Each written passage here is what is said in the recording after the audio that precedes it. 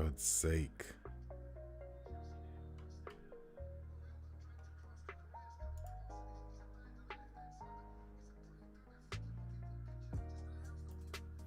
Yes, you guys, welcome back. And typical fashion, the moment I start the stream, we instantly concede a goal. John McGinn scores for Aston Villa. I mean, obviously, a team like this today, it's more for like training. It's more like a pre-season friendly to get ready for the kickstart of the Premier League. I think people kind of know that. I mean, a back line that's never really played together. A lot of young guys, but normally we do tend to start a bit slow. So let's hope that being a goal down is going to like wake some people up now, fire the players up. And end of the day, it's still an amazing opportunity for a lot of these young guys to be able to really, you know, tell Graham Potter, listen, you know, take me seriously and consider me for the second half of this season. So, you know, I'm still expecting good things in this game for sure. I think we definitely have to be a bit patient and hope the performances do improve. But of course, today you guys were playing using like a 4-3-3 setup. I'm gonna give you guys a link. So basically, it's on the club's official website. But right now, I'm gonna just post it top comment, and I'm gonna pin that to make it easier for you guys. Yeah. Okay, so I've pinned the link to the game for you guys that want to watch it. It is on the club's official app website, so make sure you guys stay tuned there if you want to get an idea of what's actually happening. But I'm hoping that the sound's okay. If there's any audio issues, let me know, you guys. You know, give me some feedback. But yeah, it feels a bit like I don't know, a bit anticlimactic to be watching us play now straight after that World Cup game versus France last night. It's yeah, we're not too far off now from the season coming back. So it's literally like, what, 2 weeks, less than 2 weeks. So yes, already the World Cup is really flying by. Okay, what you guys saying in the chat? David, bring World Cup already. I'm not ready for this. I was doing so well, man. Tell me about it. Tell me about it. Of course, it's a reminder that we're not far off from the season returning. But to be honest with you, like I've been saying, yeah, before the World Cup even started, whatever happened before the World Cup won't mean a single damn thing after the World Cup. Because I'm sorry, if you're certain players, yeah, but you're exiting the World Cup in like hard fashion, in like emotional circumstances, as a human being, it's impossible to be able to just like fully get back into that like Prem ready modes and get ready to fire on all cylinders again. It doesn't work like that. You're still going to be hurting. You're still going to be feeling things for sure. And it's going to take like a big like mental drain and toll to get back to full speed, right? So anyway, good tackle from Gilchrist then. So I do think that with players coming back fit now, which is the key thing for us, and a January window literally not even far away right now, I think that we'll look a bit better than what we've seen previously. So it's going to be completely new rules once the season comes back again. What are you guys saying? What's going on with Chelsea's team? Obviously, a lot of these guys in the World Cup are resting right now. Nini, please show the match. I mean, obviously, I can't do that, man. If I could do that, every YouTuber would be doing it right now. I did it before once, and I got banned for like 3-4 months. So yeah, never again. Yes. Batsarai, how you doing, man? Hope you guys are, yeah, I can't say enjoying the game. Let's hope the game does get better. But it's a great opportunity for a lot of these young guys now to, you know, make a name and try and force themselves into Graham Potter's team when the season comes back.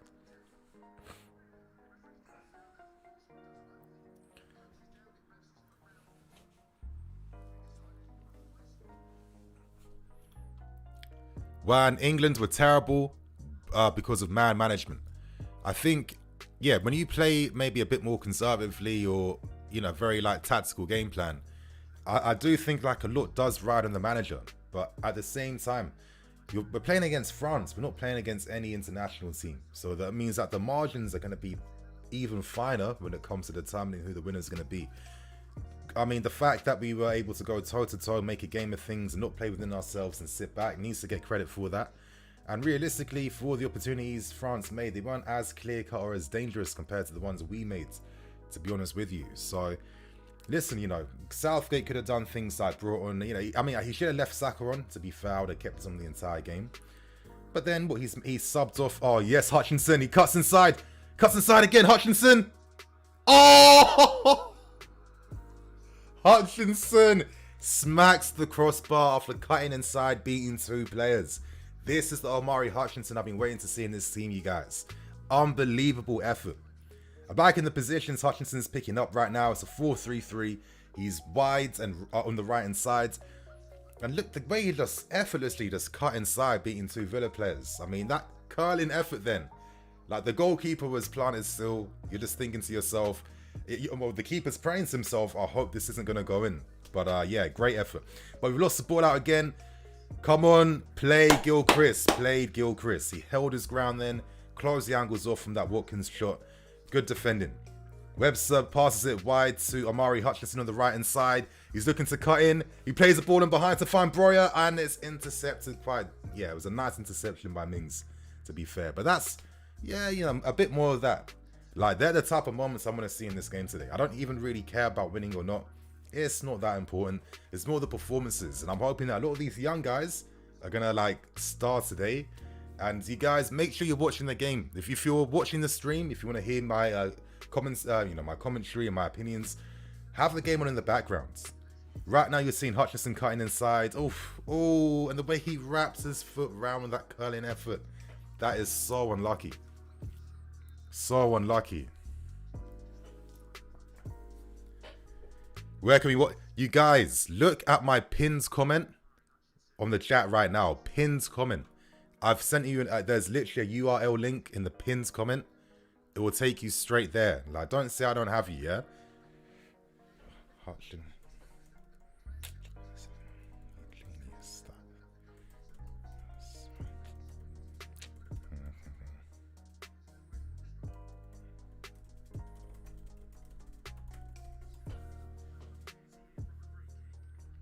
Free kick now, defending against Aston Villa.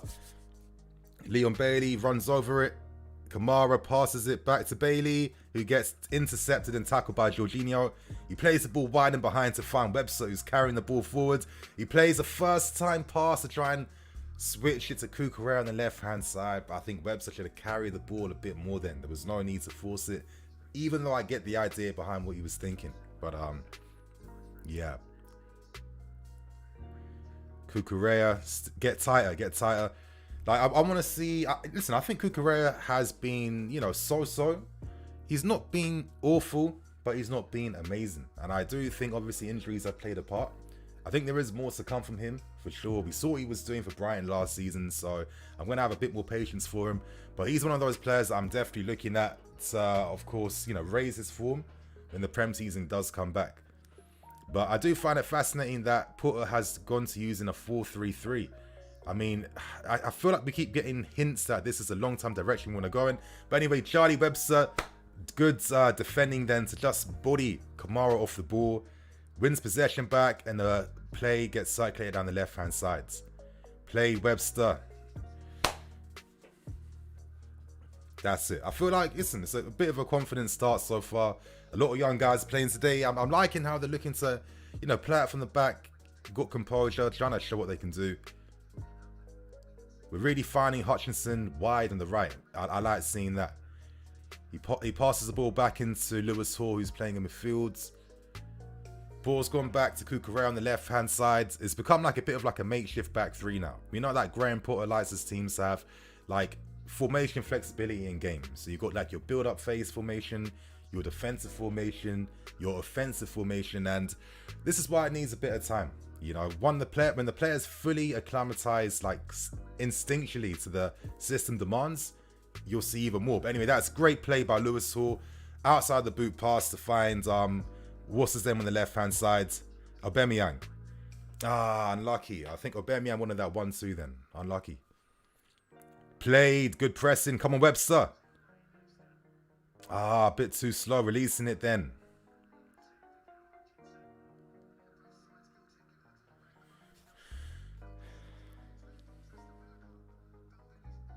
Anyway, we're forcing back Aston Villa in their own half. They're just, you know, keeping their positions right now. We're playing in front of them. Come on, George. Blades.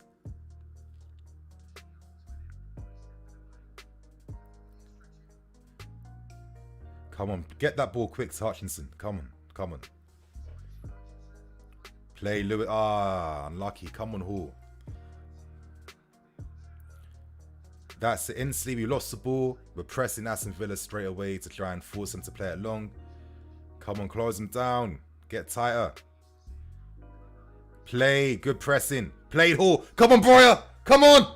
Ah, that's it, Webster. Ah. Okay, we've come twice now to equalising in this game, so it's not been too bad.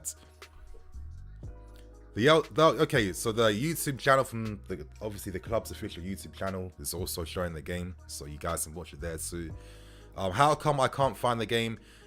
I'm in the US and I can't find it anywhere. I mean, bro, there's a URL link in the comment section pins, and if you go on YouTube, the game should be there. Or if not, just go on Twitter and type in Chelsea Aston Villa stream and you'll probably find something. OS 10G. Hutchinson has to be starting once we come back. I feel like he's been, the amount of like glimpses, you know, he's come very close now to, you know, making his first appearances for us. I think in this game so far, first 15 minutes, we're getting a incredible introduction behind what he can bring, what he can do. And I do feel like this team, you know, I think for the past few seasons now, we have missed out on 1v1 threat in our team. You know, since we moved away from having wingers to use more attacking midfield players like your Havertz's and your Mounts, etc., etc., it's a completely different game when you're playing like that a lot of times, you know. And I feel like these Havertz and Mount aren't like the 1v1 specialist type of attacking mids, like maybe like a Kamada or like a Kudus or something like that. They're completely different. So I think big teams, you definitely make things harder for yourself if you don't have those players that can create space on the field. As Chelsea fans, we had Eden Hazard's good pressing from Breuer. I think the knees just clashed. Hopefully it's nothing too mad. Hopefully it's nothing too serious. Good desire, but imagine he picks up a small injury before the season comes back. Oh, that would not be ideal.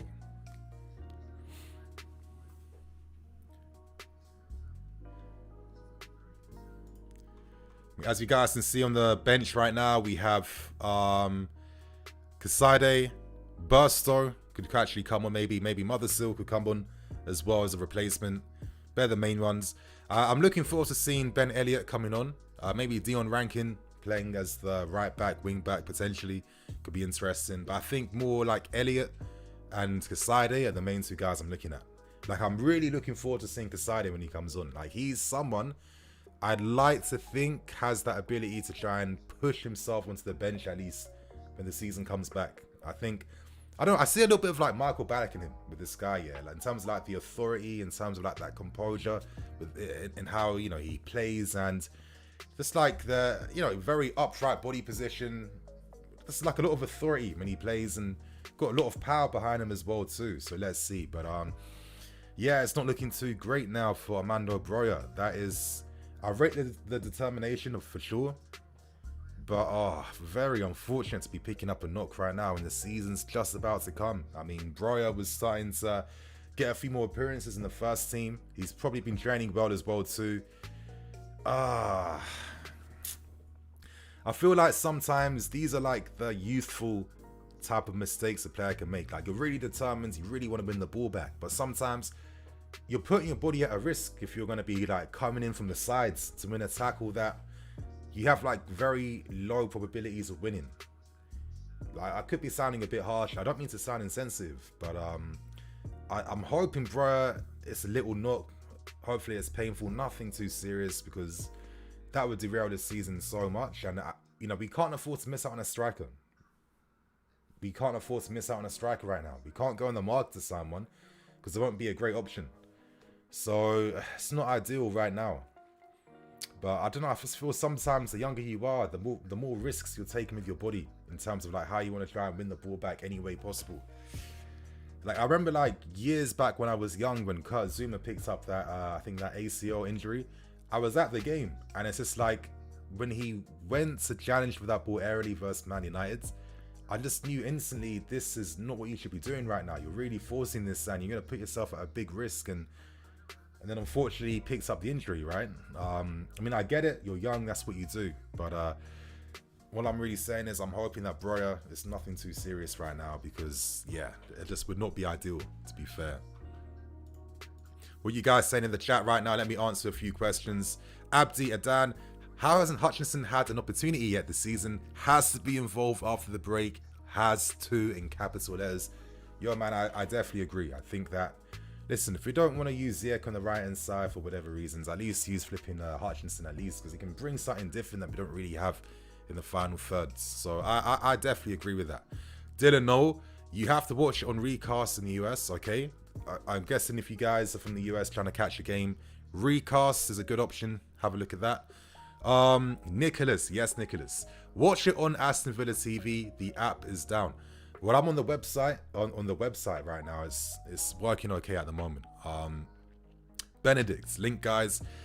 Yo, you guys, there's literally pinned in the top comment. There is a link to this stream right now. So yeah, I got you. Zaga Bagger. Well, Fofana and Reece get game time in this game. No, they're not on the bench, so they're not going to get no game time. Maybe if we beat Aston Villa and then play in the final of this, like, Abu Dhabi friendly, potentially, who knows? But not now. El Nino, now it's time for Ronaldo. Quick question, you guys. Ronaldo, January move, especially now if Breuer is potentially out. Are you making a move for Ronaldo to help you in the short term? Like, let me know in the comments right now. Is Ronaldo a move you make in the short term? Let us know. But anyway, right now, I think that is Chukwuemeka. No, that's not Chukwuemeka. That's Rankins come on. So I'm guessing that means that Aubameyang's gone up front now. And I guess Rankin might be playing on the left, potentially. I think so. He might be cutting in from the left-hand side now. Okay. Hopefully, Breuer's not going to be too mad, man. But yeah, feel for the kids. It's not ideal. And I need to stop saying it's not ideal. Come on, keep up the intensity, boys. Played. I'm liking Webster so far. He's really been in that midfield. He's getting involved. He's getting on the ball. He's trying to make things happen. I want to see that confidence if you're any player playing for the club, yeah. That's like the bare minimum. I don't care what age you are. And I think that's what our academy does. We produce guys who are ready to play for us and got confidence. So, yeah, it says a lot about us. Lewis Hall passes it back to, what's his name? I think Brookins. Cucurella. Passing it back. Just trying to get Aston Villa to, you know, come onto us a bit more so we can try and, like, play through them. There's a few holes. Obviously, look at the wide position of our right back right now. There's passing options to play out from. So we here see, we find Brookins, and he tries to play a ball in behind to find Aubameyang. Hutchinson, of course, created the space for that run. Unlucky. Good thinking, good idea, I guess. Humphreys on the ball. Two-footed defender. I think the guy is a very elegant defender for the academy, so nice to see him play. Rankin cutting inside from the left. Very versatile in terms of what he can do. Press him. Good pressing. Good pressing. I mean, Aston Villa have a lot of, like, first team and experienced players playing for them right now. And I think so far we're taking the game and controlling things. Good play, Lewis Hall, to find Brookins. Take that shot. Ah, and Mings just gets in front of that, blocking it. And it goes out for a corner. So, yo, I mean, I think this performance has not been too bad, to keep things real. It's not been too bad.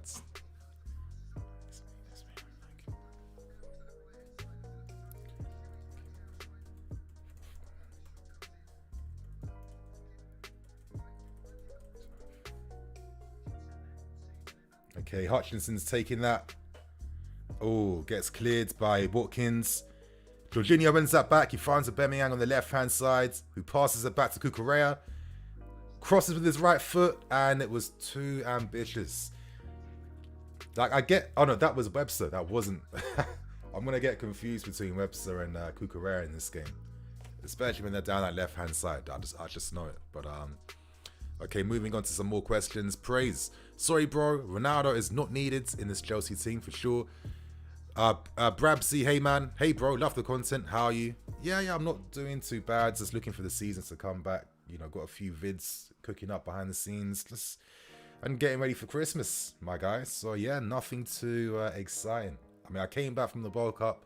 I was there for like, what, 6-7 days or something like that. So yeah, it definitely feels a bit like surreal to be back, where it was just nice temperature, nice vibes, nice weather, and now I'm back to this like hellhole with the cold now in the UK. It's I swear, like it's not even like normal colds in the UK, because it has to be like a mixture of wetness and coldness that just makes everything even colder. So it's not been ideal. Come on, George. Good pass to find Cucurella on the left. Good ball in. That's it. Find Lewis Sword. Can he take a shot? He can't do that. 1-2 with Cuckoo. Okay, that's good play. Come on, Webster. Come on, Webster. Okay, Amari's on the right hand side of the ball. You got to skin Digne, man. Skin him. Skin him. Okay, ball in the box instead. Unlucky. Okay, Daniel is greater than Ronaldo. I'll be playing.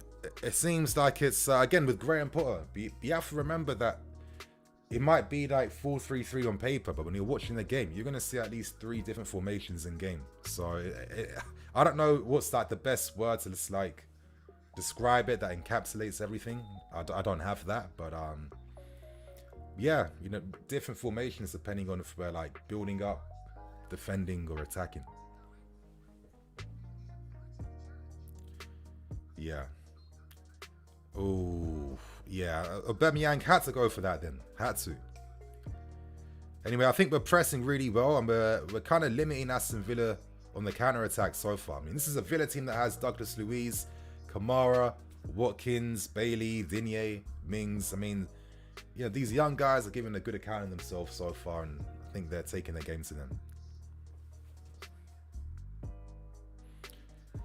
Gilchrist finds Humphreys, who moves the ball on the left-hand side to Cucurella. Where's the options? Aubameyang drops into the hole to try and find to be an option between the lines. Rankin's taking his man on, cutting in very nicely. Played. That's it. Like, Rankin is he's like another interesting player. I think he's like, what, 20 years old. He can play all down the left-hand side, all down the right-hand side in different roles. I think guys like this in your squads, they're like kind of irreplaceable in that sense, because during the course of a season, you miss out on one key player in your team, and a lot of times that can absolutely derail what you're looking to do. But you know, having players in your squad that are very comfortable playing in like multiple positions and multiple areas and multiple roles, that's the key thing. That you can play as a wing back, as a left winger cutting inside, a right winger, a right back, etc., etc. I think that can just give that makes a squads a lot stronger and a lot more prepared for whatever a season has to throw at them. So I think Rankin is definitely like one of those like low-key players to always watch out for, because yeah, I wouldn't be surprised if he's gonna be like a Prem player one day as well too. OSG10 Nini, who do you think will win the World Cup? I'm not gonna lie, I think it has to be Messi. I think, obviously, for me, this World Cup is like the swan song for like the legends now. It's like the last attempts for many of like the golden generational players to, you know, like just like complete their legacy by winning a World Cup. I think the only one who can do that right now is probably Messi. So listen, Messi's one of the, for me, the greatest player I've ever seen, the best player that's ever been in the game. I just think it would be like a fairy tale if Messi was able to you know, just like literally complete football by having a World Cup. I think like special players like that, and like your like Ronaldo brackets, your Maradona brackets, your Pele's, that's what Messi, he's on that type of like level. He's not even world class. He's just on a different type of plane right now. Looking back, when we're all going to be older, I want to look back with the memory of that Messi won a World Cup and added to football history, because not many players get the opportunity to actually be involved in history or to make history. So yeah, I think Messi for me, Argentina, I feel like, yeah, they're ones to watch out for right now. Yeah, nice movement from Watkins.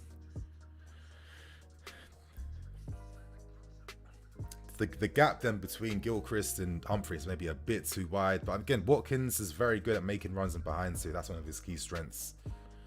But what you guys saying in the chat? Why is Chelsea playing 3-4-3? This is an opportunity to play 4-3-3. Instead of Ronaldo, let's go for Jonathan David. I think Joao Felix I would definitely take. Jill, this is just Chelsea youth, some are Deadwood. Yep. Imagine a mids with Rice, Cover, and Mason with Connor and Carney. Can have Kante there too for banter. Yo, we're not going to disrespect N'Golo Kante, you guys. I'm sorry. Kante is your banter option. Bro, what am I hearing right now? Kamara. Like, I never expected Kamara to be playing for Aston Villa. Honestly, Tuchel absolutely loved this guy. And I thought he would be like that Jorginho successor. So, yeah, I'm surprised that he went to Aston Villa. Good defending. I mean, good goalkeeping. Come on. Press.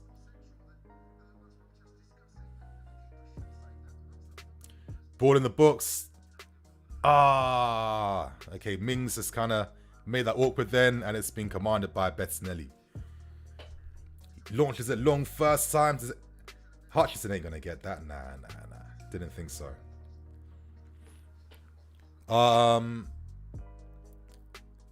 Kelly, why? Okay. On what app are you watching the game? I'm watching it on the club's official app and on the website. So I don't know if you guys can see it. Like, top comment in the chat, you'll see like a link taking you straight to the game. So I think I'll also put the link as well in the I'll put it in the like top comment as well too, in case. So just bear with me, man.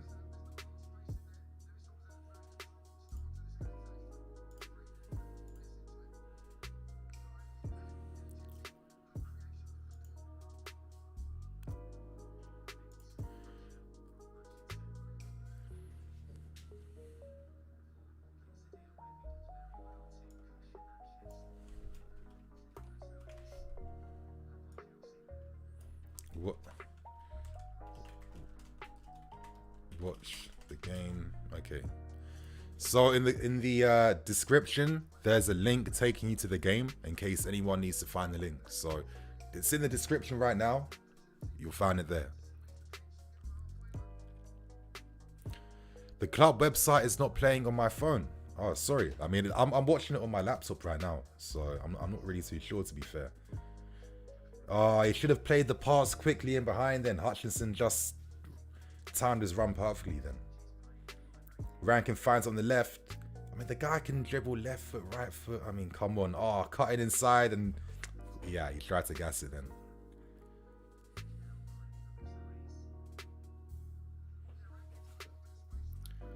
So far, I feel like our wingers are finding it. They're really like stretching the pitch, right? So they're really right there in the bylines, just like outside the fullbacks of Aston Villa. And I feel like we could maybe play balls a bit quicker to find them. I feel like all the good positions they're taking up, let them progress the play. You know, let them carry the ball. Let them try to create. But anyway, Rankins found himself free on the left-hand side again. Where are the options?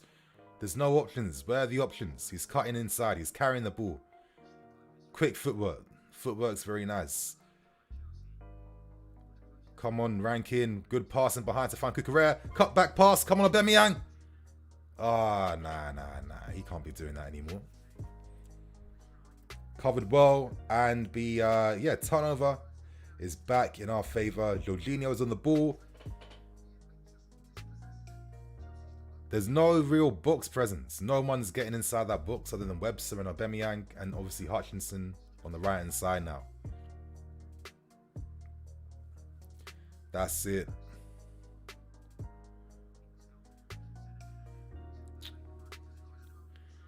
Yeah, I'm seeing some nice runs. I just wish that the mids or some of the centre backs would just find these guys a bit quicker.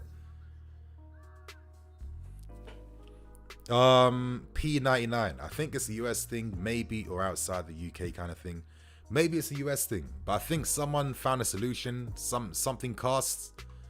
I think someone said to use something cast or something. Hey, sorry for you guys watching from the States right now. It must be hella annoying. But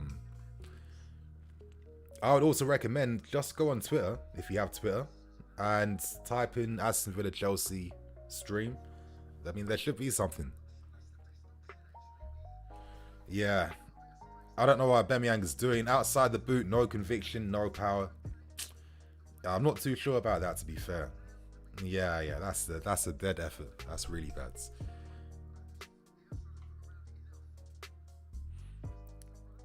Yeah, there's something streamcast or something for American viewers. I'm not too sure. I think I saw it somewhere in the chat. Recast. You have to watch it on recast in the US. Can I like... Maybe I'm going to pin this comment. Make it easier then.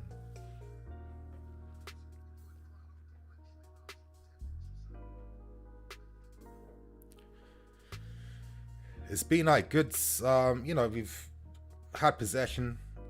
We haven't created as many opportunities yet, but we've created some dangerous ones and been unlucky not to actually equalize. If we can equalize, then I think Aston Villa will open up a bit more, and I think the game will be even more exciting, to be fair. But still, you know, it's been like a promising first half so far. There's like, what, maybe like 8 minutes left to go. Let's hope we can equalize before the first half ends. I'm not liking how we're pressing so far, though. You know, we're really like suffocating Aston Villa into their own half. When their players are on the ball, they're getting surrounded.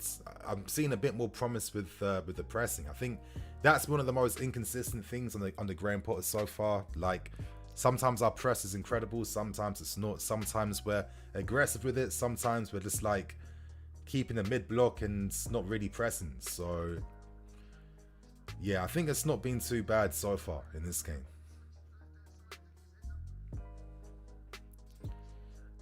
Now it's gone to like more of a... Okay, so it's gone to like a back three now. Okay. I mean, yeah, I mean, that's one thing I like about Potter's teams. It's going to take us time to really see what his team's going to be like when it's really firing. I mean, unfortunately, you guys, with certain managers, the ideas just need time. And I think the board understood that. That's why they hired Graham Potter. And I think they're okay to give him time. But you can see the little glimpses of like how we just went to a back five very seamlessly, and how that just turned into like a back four seamlessly. And you know, I like how fluid it is, and we've seen with Brighton just how effective this way of playing football is, and how hard they are to beat as a team now, because they are very like complete tactically, right? So I think with patience, players coming back, and maybe a few good signings, I think we'll see something with this type of football eventually, to be fair with you. Now it's time to concentrate from the set piece. Aston Villa, let's not have them making it 2-0 before the first half ends. Okay, smart routine. Bailey plays it in. 1-2. Okay, Mings wins that. Okay, Webster clears the ball eventually, and you know, we came through that then. Play Gilchrist, played. Come on, Amari.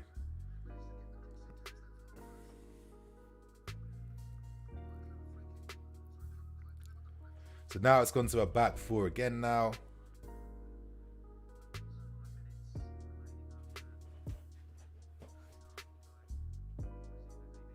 It was like a 3-3, or it looks like maybe more like a 3-3-4.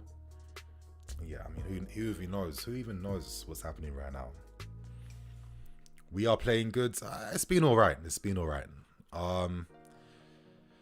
Adrian Hoare, if you're in the States, you can't watch a game. Thanks for the commentary, Nini. Yeah, thanks, Adrian. But, I mean, I did pin the top comment. It says something called recast. If you're in the States, maybe have a look at that. Whatever that is. Come on, play it quick to the wings.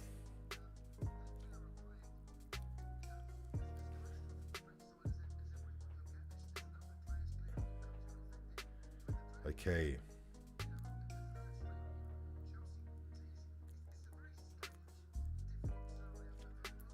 Okay. This Villa were going man to man then.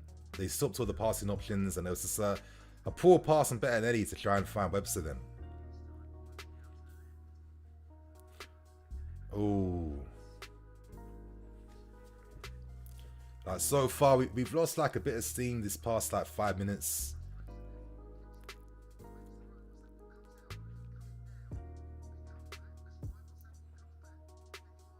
Yeah. Michael, I wish the World Cup went on for longer. Not looking forward to watching Chelsea again. Why is everyone saying that? I know what you mean though, like I wish the World Cup was a bit longer. I think like international tournaments are just a different vibe, right? But anyway, Hutchinson receives on the half turn, carries it forwards, and then passes back to Brookins on the right hand side. So far, we're struggling to try and play through Aston Villa. Like they push their lines up a bit more now, looking to like close us down from out wides. Oh, did we time that? Did we time that? Is he on sides? Nah, he's not on sides. I think Aubameyang is such an interesting forward for us. I mean, but is he not in line with Mings then, or? I mean, you're hoping Aubameyang's going to time that a bit better, to be fair with you. But, I mean, I've always felt like forwards that just rely exclusively on running in behinds and rely exclusively on service have never worked here. I mean, I'm not saying that you need to have a striker that is a target man exclusively, but I think a Chelsea striker has to be able to play in like multiple phases of the game. Like you have to be a defensive outlet for the team. You have to be able to hold the ball up to bring your teammates in. You have to be able to have a bit more than just being good at one thing. I just felt like Aubameyang hasn't really kind of complemented what we're doing as much, which makes sense. And like, you know, we had Lukaku last season who can do a bit more, but is also like a bit service reliant as well too, right? So we've gone from Lukaku to signing Aubameyang, who's even older, that's even more reliant on service and who doesn't offer anything outside of making runs in behind, really, you know. So yeah, you know what I mean, like these type of like Icardi-ish type of players where it's like in the books they can bury the ball, yeah, but if you're a team that kind of struggles to dominate and create like consistent good opportunities, especially against teams that's just sitting back a lot of times, these guys can they can make you feel like you're playing with 10 men instead of 11. I think that's the risk here. So yeah, I'm not gonna expect Aubameyang to be here for too long. I wouldn't be surprised if he's here for one season and then he bounces back to the Liga and the following season, to be fair. He's been alright, but I just don't see him as that proper, like, natural, fluid type of fit. Come on, boys. Come on. Too easy, then. Come on, Hall. That's it, Hall. Played. He slipped at the wrong time.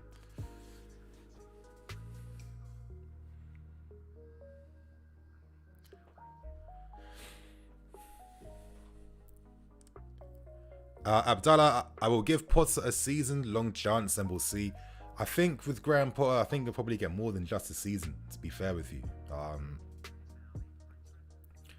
I think Bowley and Co, they know what they're doing. Potter wasn't just signed for no reason. There was a reason why he was hired. So I just think as fans, listen, but in more of like a transition type of year again, the squad's not fully perfect. I think in football to really find like proper success, ideally you need every component in your team to be fully aligned. You need a squad that is like a full 25-man squad that is suited to playing a particular style of football. You know, that is what's needed. Until we get there, we'll always be a team that will look promising in cup games, but will never challenge for the league because the margins are finer. And when the margins get finer, it means that the details have to be even more important. They have even more significant, the details. And our details just need a bit more time to fully like rectify. Like, see it like this, like we can't be a team that's like chopping and changing how we play on a game by game basis all the time. That tells you that the manager has to find solutions from like incompatible squads and do something with them. Anyway, that was nice play by Hutchinson to receive in the right channel. Nice half turn and more of that. That was nice play from Hutchinson, and cross from Brookins in the end wasn't enough swerve to get past the first man then. But that was nice from Hutchinson.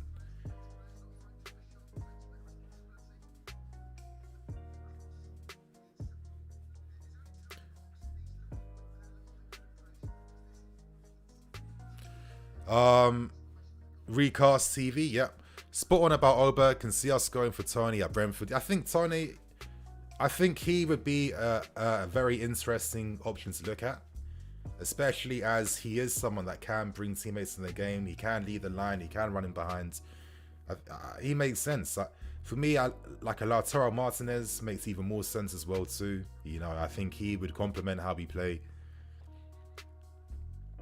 But I think Nkunku actually, I think he's the most exciting one. I'm hoping that Nkunku's been signed to play false 9, because I think there's not many players that can really play false 9 to the highest level. No one told me Kai Havertz false 9. I think that's the one thing that really annoys me. He never played false 9 for us, Kai Havertz. Havertz played more as like I mean, this is why Tuchel was saying things like he plays like a /9.5, /10.5, where, you know, based on how he played, he was kind of limited to just like going for balls in the air, chasing after lost causes, having to play back to goal. False 9s don't play with that. Don't play like that. False 9s, they withdraw from the game. You know, they drop deeper. Like, that's what they do. And Kai never did that, playing false 9. But Nkunku, he can score and create equally. And for me, that's what false 9s can do. They can create and they can score. And I think that hopefully he'll lead the line. And we need to have wide guys that can get goals to. That's how this thing works. Think of like Barca when Messi was playing false 9, and then he had like Pedro and David Villa either side. Think of like Paris Saint-Germain when Ibrahimovic used to play false 9, and they had like Lavezzi and Cavani and Lucas Moura down the flanks, making those diagonal runs, cutting inside. That's what you want to create. That's what you want to see. And then with a false 9, you have a 3-man midfield, a DM that can stay close to the defense, and you want box-to-box mids that can support the game, that can attack from deep, that can make those late man runs inside the box to free up more space. That's how it works. So I'm hoping Nkunku has been signed to really develop that style of football and to really push that way of playing more. And I hope he hasn't been signed to play some silly dead role that won't fully get the best out of his abilities, because that would just frustrate me, because we have a habit of signing players for big money and then forcing them to have to change their game to play some mid-game that we tend to play with. And I'm hoping if we ruin Nkunku, you guys, I'll never have any confidence in any attacking player we sign, because listen, all these guys we're signing aren't secretly crap and but always really bad, and since they signed for us, we just kind of like, you know, made the whole world realize, no, a lot of times we're ruining the attacking talent we have, because what we're getting them to do just goes against their strengths. I think it's as simple as that, to be fair. Oh, that's it. Sicker than Webster. I like that. Webster track back still. Don't foul. Oh, he hits the post. Oh, hits the woodwork. And that was a nice effort. First time curler. Oh. Listen, the team are playing against an Aston Villa team that has a lot of experienced guys playing for them. I think it's been a decent contest. Let's hope we can see more. Yeah. But anyway, that's it. First half is over. We are 1-0 down, courtesy of John McGinn scoring in like the 7th minute. So right now, I'm going to answer some of your questions, share your thoughts and opinions. Of course, if you guys want to support the channel, if you want to have your questions prioritized, obviously send a super chat. That would be definitely helpful. But what's everyone saying after that first half in particular? Broskin, Cucurella looks like a crook out here. Ken Scott, I guess my comments are shadow banned or filtered. Nope. Nah, man. I'm just got like alternate between watching the game and looking at comments. So I'm not. Nothing's shadow banned. Trust me. Alan, Ziyech is a prime example of how we ruin attackers with our BS formation. Exactly. Everyone says Ziyech can't hack it physically. I mean, of course he can't. I mean, a skinny guy like that ain't supposed to be playing attacking midfield in the Premier League, playing back to goal, yeah. A skinny guy like that, of course he's going to look out of depth. But Ziyech doesn't play in those areas. He plays out wide. And Ziyech, when you play with him, you always give him a fullback that can overlap outside him. It's just simple principles. Like, you look at most of the best players in the world, it's not just pure individual talent. A lot of times you need to have the right chemistry in terms of like your team style and like the players in the field to complement your game to take your game to a different level. That's how it works at this level, you guys. Like, a lot of these guys we watch, we take for granted, but they are the very best of the very best that we're watching. And there's not much difference between most of these guys other than like the very best ones, you know? So that's why details like how you construct your team, the tactics, how you play, that's what takes teams to a different level, more than just having individual talent. But yeah, that Hutchinson effort was a mad effort. Like, we need to release Hutchinson on the right hand side a bit more. Let him go 1v1 versus Digne. I feel like Hutchinson can definitely have Digne in his pocket in this game. But let me answer some more questions. Heber Badir, yes Heber, how you doing, man? Which underrated player grabbed your attention? Okay, two players grabbed my attention in this World Cup. One already knew about, and he disgusts me even more. The second one I've heard of, and now I can understand why he has like a good rep in Serie A. So yeah, the star one would be Mohamed Kudus. I just think it's that African like skill, dynamism, technique mixed with like that like Ajax Dutch way of playing. And like watching this guy playing games here, seeing the positions he takes up, the movement, the technique, the decision making, how he shoots, how he passes, all those types of details, I'm thinking, wow, Kudus looks like a super talent. I'm glad this guy isn't injured anymore and he can really display what he's about, because I think he is someone that can go to like a different level. And another guy who I might argue has been the best midfield player in the World Cup has to be Amrabat or Fiorentina. I think he has been sensational playing for Morocco. Obviously, when I went to the World Cup, I actually saw Morocco versus Croatia. I was at that game. And just seeing how he just organized the team, the presence he has in front of that back four, the positions where he's like making his passes, where he's defending, the engine, the work rate. I think Amrabat has been one of the most impressive players in this World Cup so far. And yeah, he looks like a serious talent, this guy. And to be doing this at the biggest stage for Morocco, where he's been an absolute linchpin in their midfields in terms of defending, reading, intelligence, how he relieves pressure too. Like, I get like a bit of like Mikel vibes at times. There was like this one moment versus Portugal where it was right near the end. He's probably exhausted as hell. Having that presence of mind and composure to just carry the ball a few yards up, to just create the angle to make the pass for the breakaway. Like, when you're doing stuff like that and your thinking is on point like that, I mean, those details impress me. So yeah, I'd say Kudus and Amrabat have been like the two guys to really, really impress me. Like, there's been a lot of exciting talents who have looked sick and done things in like good parts in the World Cup, but for ones that have been like consistently different level, I'd say Kudus and Amrabat have really impressed me. Anyway, moving on to Ahmed. Yes, Ahmed. Hey Nini. Okay, what's the chances? What's your thoughts on Amrabat so far in the World Cup? I know it's a small sample size, but he seems like a brilliant alternative to Raz. I agree, he has looked impressive. And obviously, he does maintain this form playing for Fiorentina. So it's not just like a one-off, you know, stepping up for the national team for 7 games and then bouncing. This is what this guy can do. So, yeah, you probably heard my thoughts and opinions, but I do think Amrabat looks like a very authoritative midfield player in front of a back four. Moving on to Kelly. Our midfielders make our attackers very weak. We need good midfielders. And yeah, I mean, you guys know my opinions on Jorginho and Kovacic are controversial. It's not about them being bad players. Jorginho and Kovacic are great players. Yeah, what they're doing, not everyone can do. They're great players. My argument is that the roles they play as like the reducer and the deep line playmaker, I just don't see that way of using midfield really taking us to the next level now. I think we've tried it out for a few seasons, it's plateaued. You get your strengths, but the weaknesses are still there, and I don't necessarily see how these guys really complement the attack. I don't think they do. I think that it's time to evolve the mids. It's got nothing to do with Jorginho or Kovacic being bad players. I'm not an idiot. They're not bad players. I praise them tons of times, as well as criticize them as well too. But as I'm saying, how we actually use midfield, I just don't see how it's going to help us win the Premier League anytime soon. And that's the whole point, no? That's why we're spending all this money, all this investment, doing all this type of stuff, is to be one of the big boy teams. I just don't think that these are the guys I have in my squad on the bench for sure, because they're quality players, but they're not the main ones that's going to help you win the trophies, right? Like, for example, we won the Champions League, that was down to N'Golo Kante. I don't want to hear anything else about it. If without Kante in that midfield and prime N'Golo Kante, we aren't dominating the midfield versus Madrid and City and all these games. But that's what the very best players do.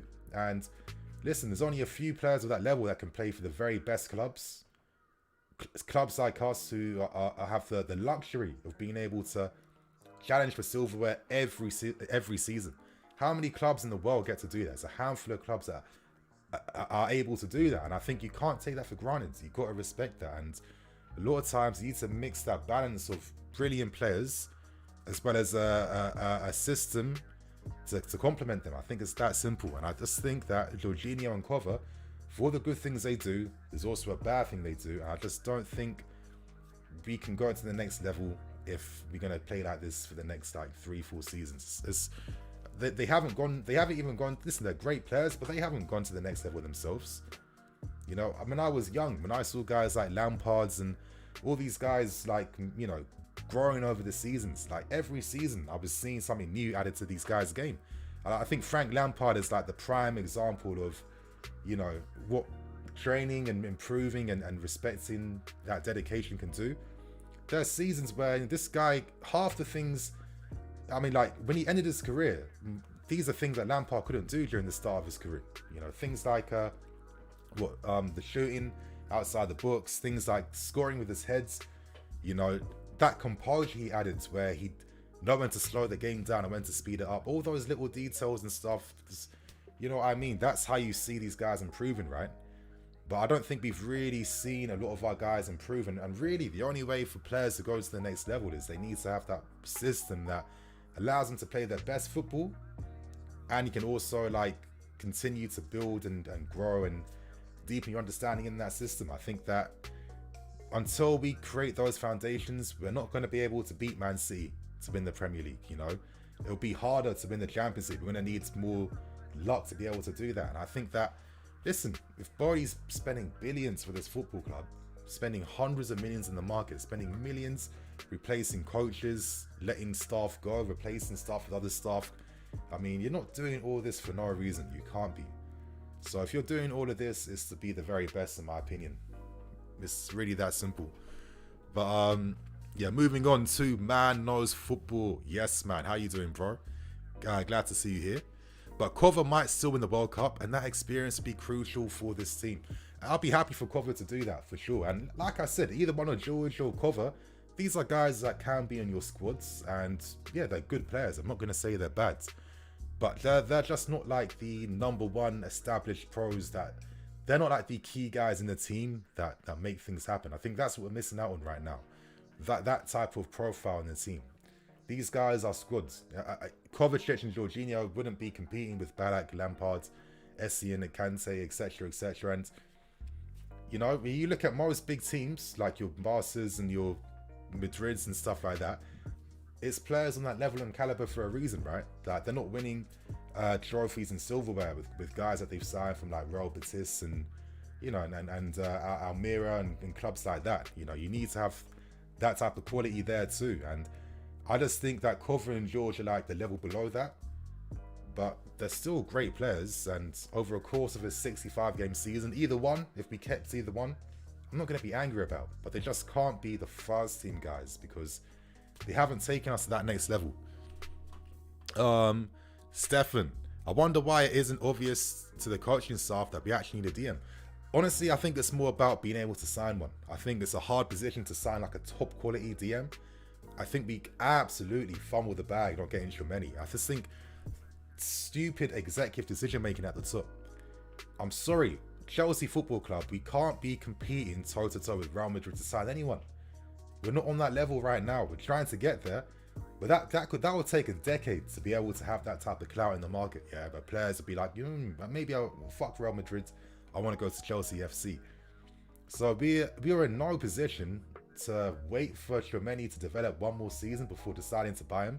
I think that's just peak stupidity because surely if you're going to wait for him, don't you think other clubs are going to wait? And if clubs like Madrid and Co are going to come in the market for him, if any advantage you had is gone.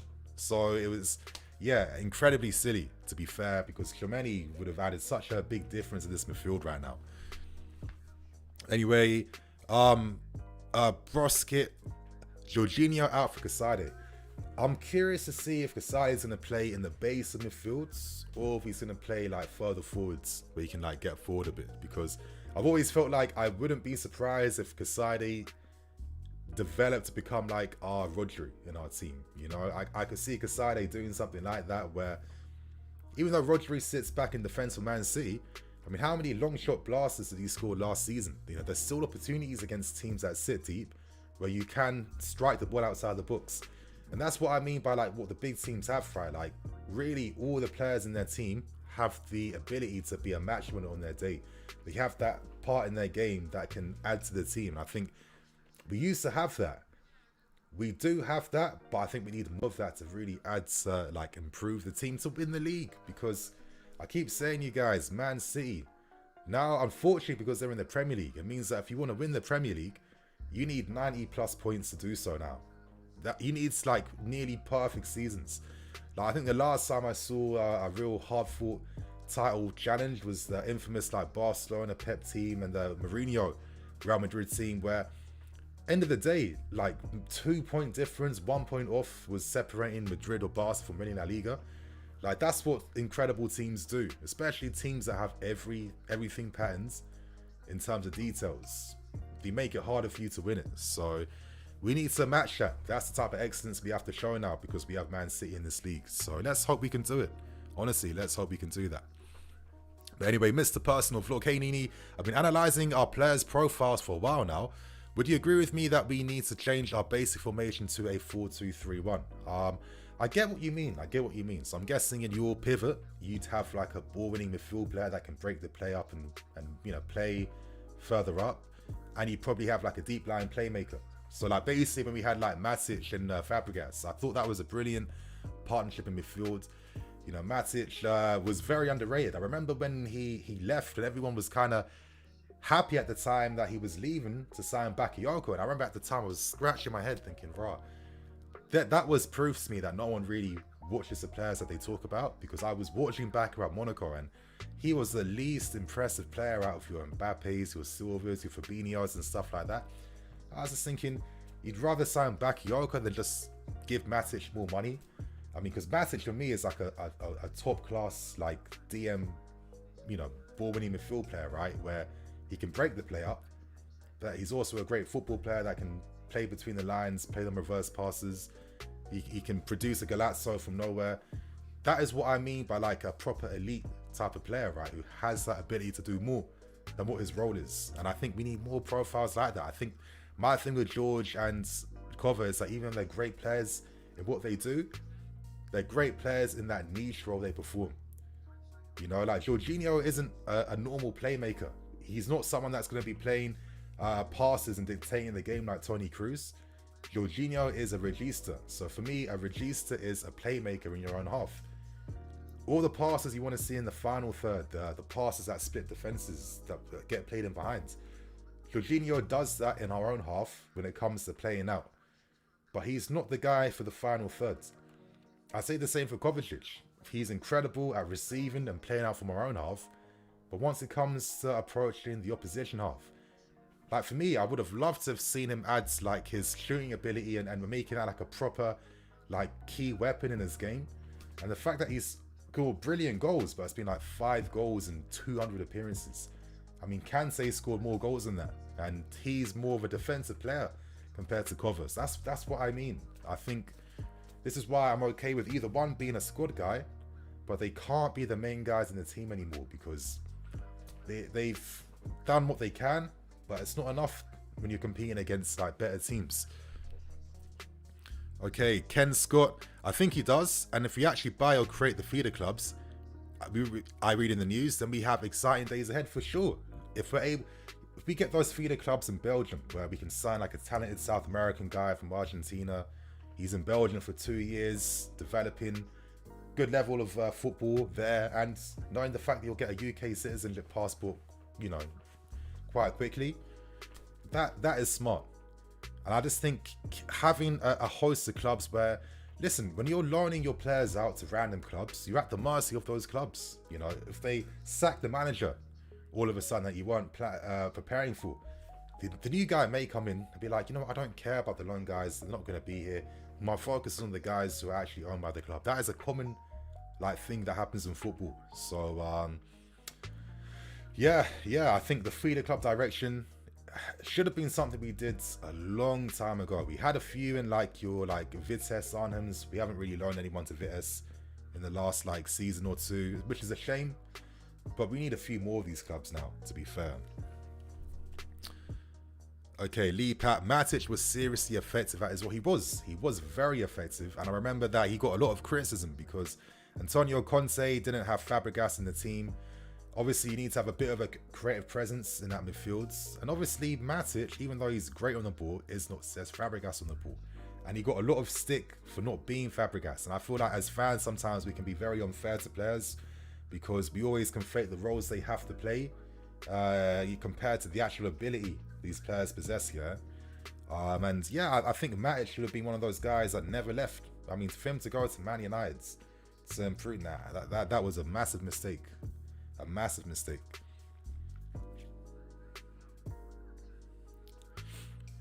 Okay, ball long. Aubameyang. Okay, he gets on that goods. Back heel to Hutchinson, come on Amari. That's it. Oh, switch ball finds Rankin. What a pass. That dip, that swerve. Oh, Lewis Hall, first time shot, bottom right corner. That was sick football. That was top football then. Aubameyang's back heel. Look at that pass from Hutchinson. Look at the dip and swerve. And then first time layoff from Rankin to find Lewis Hall. That's what I mean. That was good football. More of that, please, you guys. More of that. Now we have a corner set piece right now. Hutchinson takes another nice delivery. Oh, unlucky. Brookings gets on the end of it, but ain't able to convert into the net. And Aubameyang snapshot. And okay. That was nice play then. Bar the injuries here, I'll answer a few more questions. President Jafar, what's up, Nini? I tapped a big L to my forehead for losing out on end. Yeah, for sure.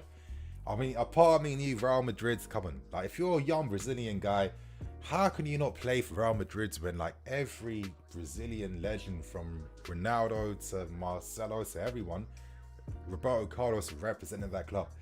Players are human beings. You wanna be part of that legacy that other legends set before, right? And I think that is what separates your Bayern Munichs, your Barcelonas, your Real Madrids, is that. And we need to create that. That's the only way to do things. You can't just buy your way to success. I think Man City are slowly doing that now because there's a new generation of kids playing academy football now that's only seen Man City dominating. Right now.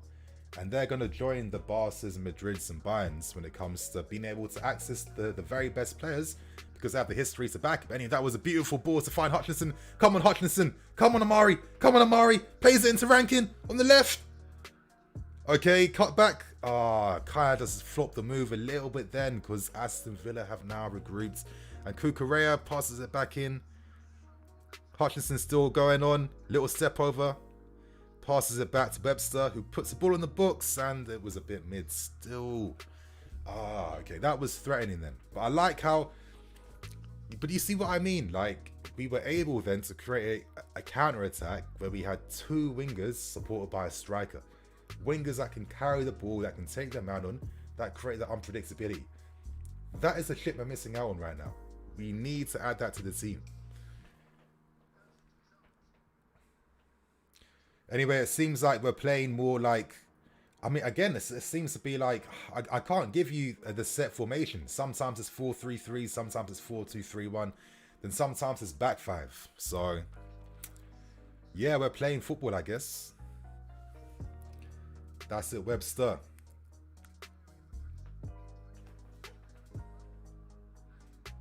Jorginho plays it to Lewis Hall on the left. Played. Oh, did Gilchrist time that? Okay, not enough. But nice idea then. They're looking to try and find the front guys a lot quicker now with passes in behind, which is good to see. Look how they're pressing, they're stepping up. Humphreys is following Leon Bailey all the way up. We're really forcing them back in their own half. Like, that's the type of aggressive pressing that is nice to see the young guys actually adopting and showing that same type of urgency, you know? Come on, just stick with him. Play Gilchrist. Don't tackle, stick with him.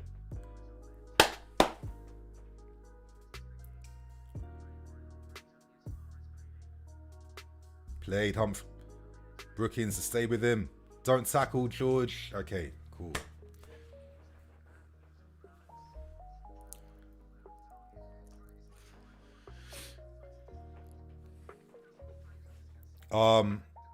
We were never really in for Endrick. No. We were always. Let's not get things. Just because we lost out on Endrick doesn't mean that it was a Fugazi the whole time. Sometimes you're just gonna lose out. The game is a game. But we were in for Endrick, and we did a lot of effort. Made a lot of effort in attempts to sign him. So us and Madrid were the two favourites. So listen, we got close, but you can't compete with Real Madrid history. It's really that simple. P99, what's happened to Carney? I think Carney is still just injured at the moment. Ahmed, Barca Madrid have poor and South Americans we can't compete with. Exactly. You can't compete with that. President Jafar, I'm not getting my hopes up for Mukoko either. We need to vastly improve our organisation first before attracting world-class talent, for sure. Anyway, another nice counter-attack then. I'm liking the little link up between Rankin and Hutchinson right now. Jorginho plays a wides, finds Brookin. Aubameyang's here for that wide to the right. Cuts in. Wasn't the right pass over, man. Had to just play it wides. Come on. Stick with him, Gilchrist. Defending. Stick with him. That's it. Watkins just timed the acceleration beautifully then.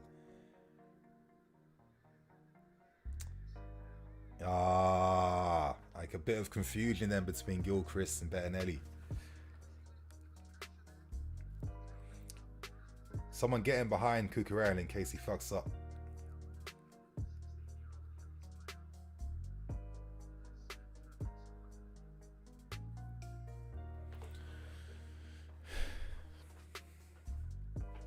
We need more Dutch wonder kids. So you're looking at guys like Xavi Simons or who else like some of the top young Dutch talents right now?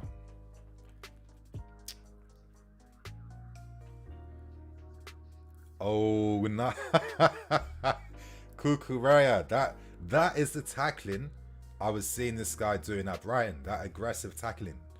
So I'd like to think with Cucurella, it's literally just been a case of injuries and stuff like that, because I think there's more to come from him, basically. Amari on the right, he's having a lot more influence in the second half. I mean, he's looking really promising, to be honest. Really exciting. Like, he's got that Hudson-Odoi switch in this game as well too that I like.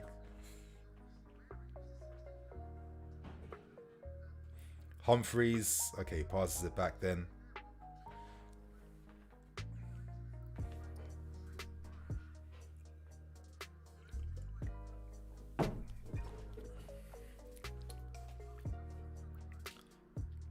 I mean, you guys, like, how are you finding the game so far? Like, has it been enjoyable?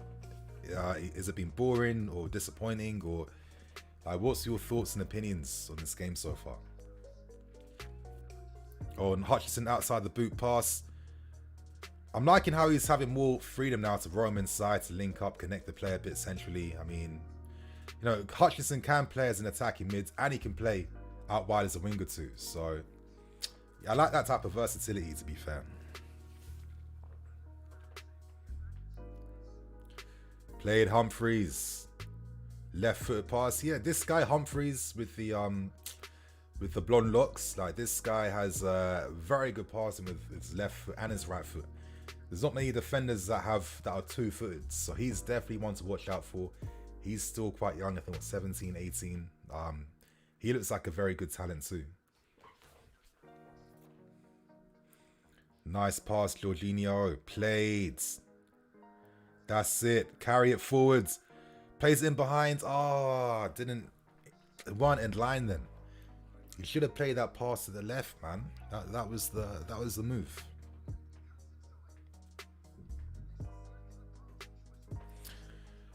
Give Hutchinson that first team spot. Cuckoo as a DM. No, that's Charlie Webster. I think you're getting confused with the way the throws are bobbing right now. Webster's look poor, unfortunately. I think poor, like, I don't know. I feel like he's looked all right. He's not been amazing, but he's not been awful. I think, like, we can probably describe performances a bit better than just like bad or poor, you know. But I feels like I wanted to see him on the board, like, you know, playing more like the cover role, I guess, like receiving from the defenders and carrying forward. It feels like he's playing more like an attacking mid role in this game. I feel like he's the one who's playing.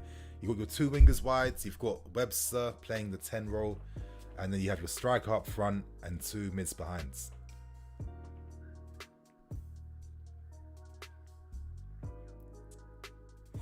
Played Rankin, just stick with him. Get him behind. No, no, no. Good save. Played Humphreys. I saw that when Bailey just played that pass inside, there was space that was left by Humphreys. Great save from Bettinelli. To be fair, Bailey should have scored that goal. I'm sorry. Like 1v1 on your stronger foot. Your body position's opened up to, you should have scored that. But yeah, it needs to concentrate a little bit. But I mean, what are you expecting? I mean, these guys are all youths basically. So yeah, still giving a good account of themselves.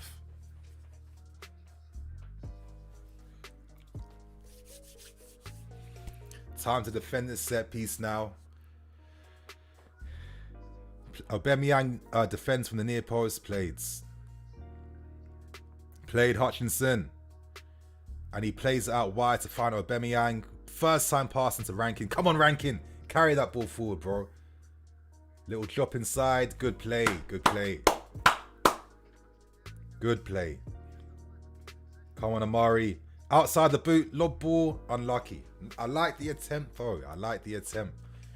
But, yeah, Amari has a lot more, like, license in this in this second half now. Like, he was playing just like exclusively wides. Now he's like coming deeper in the channels. Now he's like cutting inside. Now he's drifting to the left hand side to link up. Yeah, he's looked the most impressive, I have to say. I think he's been our best player on the field so far, which is, I mean, it's getting me excited. I mean, all of us, we want to see a type of player like this in the first team. And if this is the account he can give of himself right now, I mean, surely this guy must be ready to, like, at least come off the bench to get his first Prem minutes. Because, yeah, I mean, this guy looks really impressive.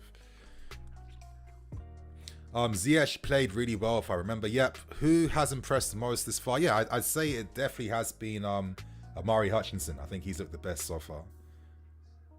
Come on, Cuckoo. Close the angle. Played. That's it. Oh, stick with him, George.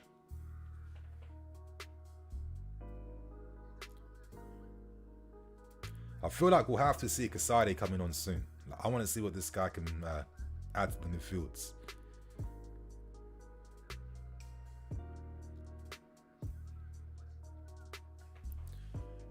What time are you on? I'm on the 58th.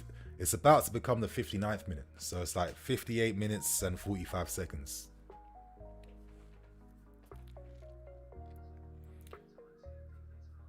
Ball played to the left. Digne. Time to play that cross in, and Gilchrist gets on the ball, but unfortunately it goes out for a corner, and he's kind of fallen over now. So hopefully it's nothing too serious. Hopefully a little bruise from the landing then.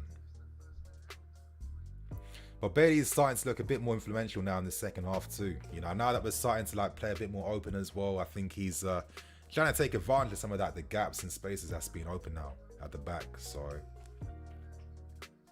I remember that time when Leon Bailey was the player that all of us fans were hoping would get signed. Obviously, when he was at playing in Belgium before he went to Leverkusen. He had that one season at Leverkusen, and in the end, I did that video on Bailey and his dads and the academy they were running back in their hometown in Jamaica, and just like the BS behind that. And it was funny because I don't think I ever disclosed this, but from that video I did, I think got like 60k views or something.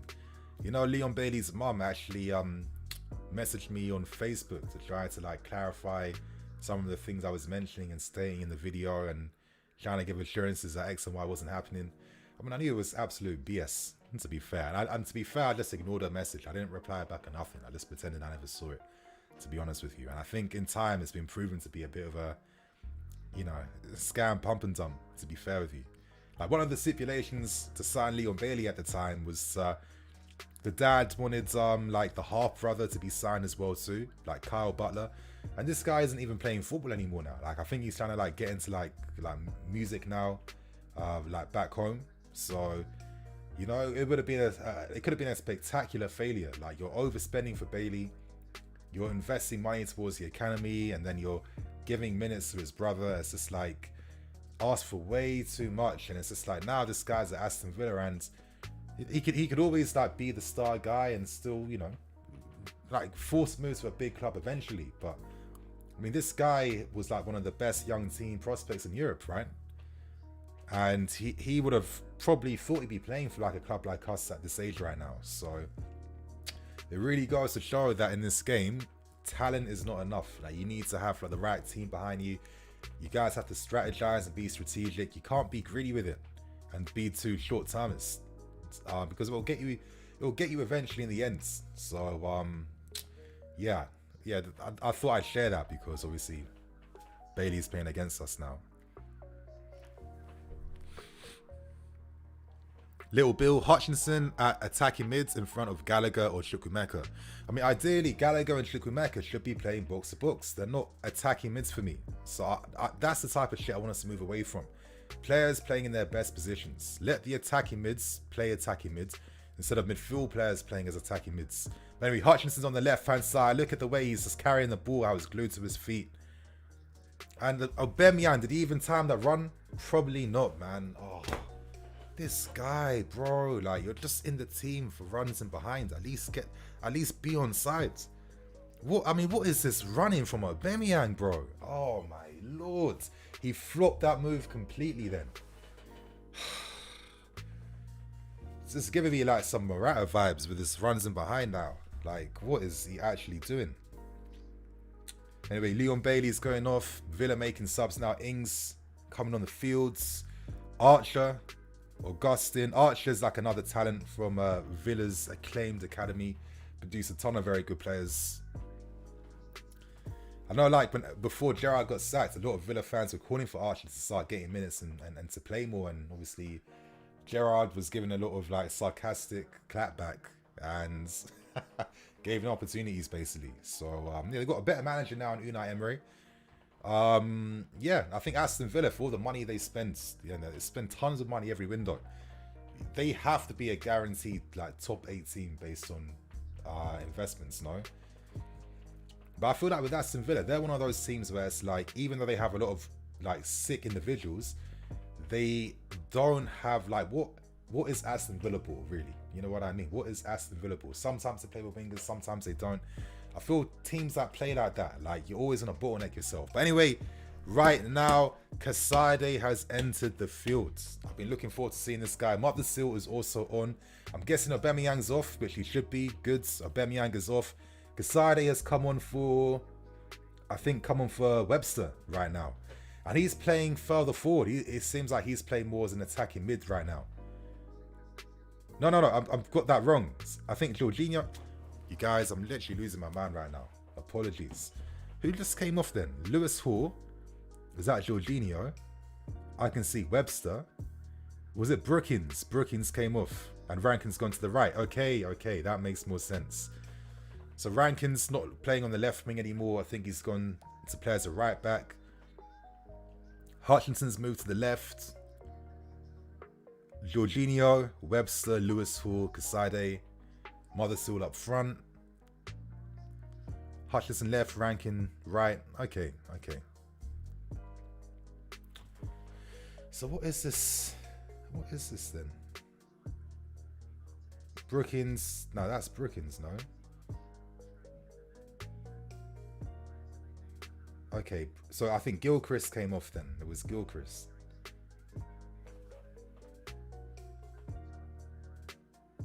Yeah, I think so.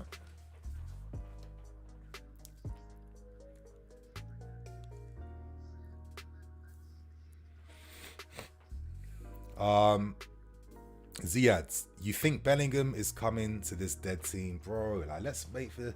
Like, my thing is, the Prem season comes back again. We've been the first game or two.